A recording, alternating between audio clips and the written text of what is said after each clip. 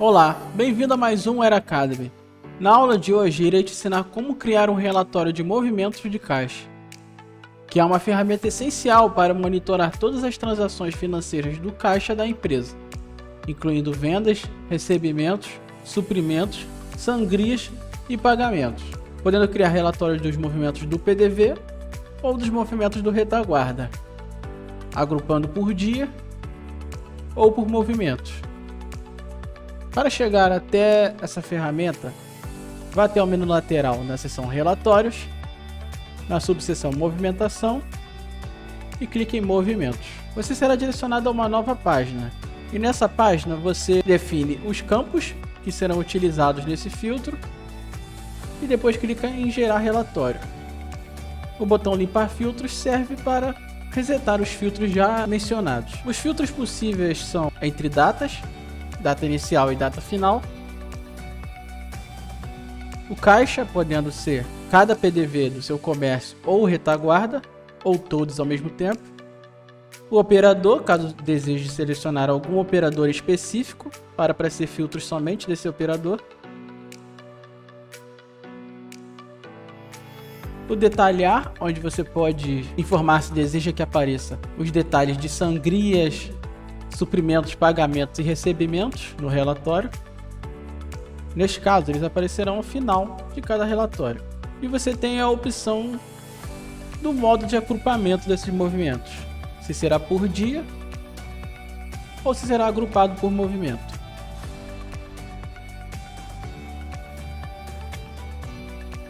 Se selecionar a opção de agrupamento por dia, os relatórios aparecerão separados de acordo com a quantidade de dias que você informou.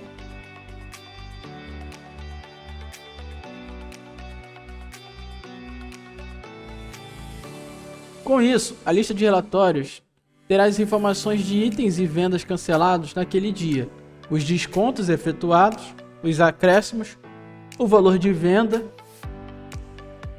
os suprimentos, que são os valores que entraram sem ser por vendas, como o valor do caixa anterior, por exemplo, ou o valor inicial de caixa ao ser iniciado o movimento do dia, ou simplesmente algum suprimento adicionado por F5.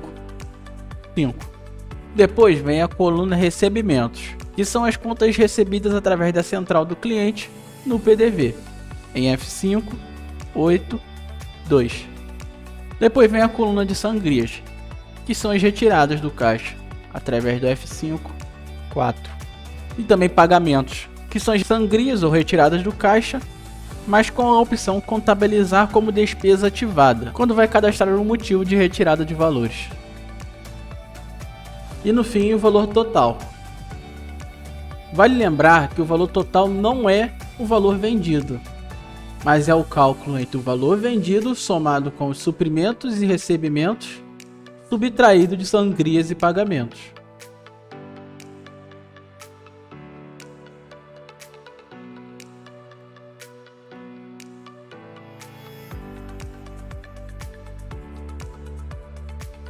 Note que agora eu fiz sem detalhe nenhum e não apareceu ao fim do relatório.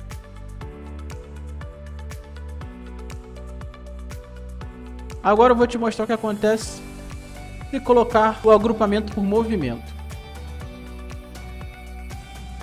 Deste modo, o relatório é separado por cada movimento, informando se esse movimento está aberto ou fechado, se a conferência está pendente ou conferida, se foi feito no retaguarda ou em qual ponto de venda e qual operador fez esse movimento.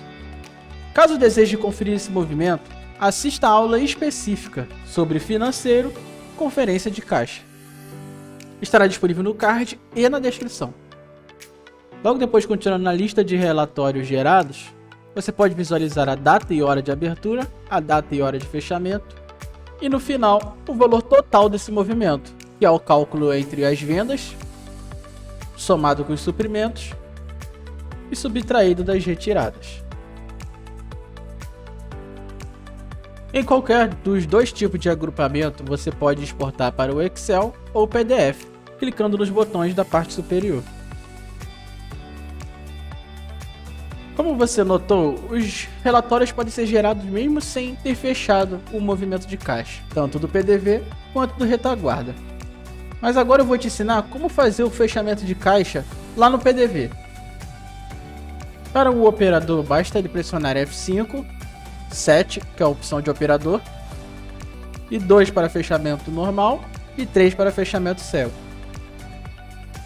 Para mais detalhes sobre fechamento cego, nós temos uma aula específica, que também estará na descrição e no card acima, que é a aula de conferência de movimento e fechamento cego.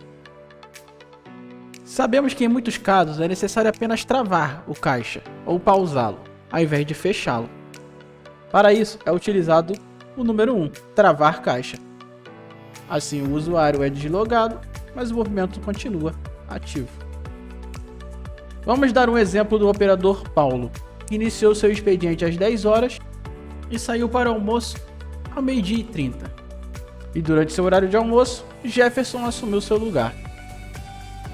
Então Paulo, antes de sair, deve usar o caminho F5, 7, 1 para travar caixa e será deslogado do PDV.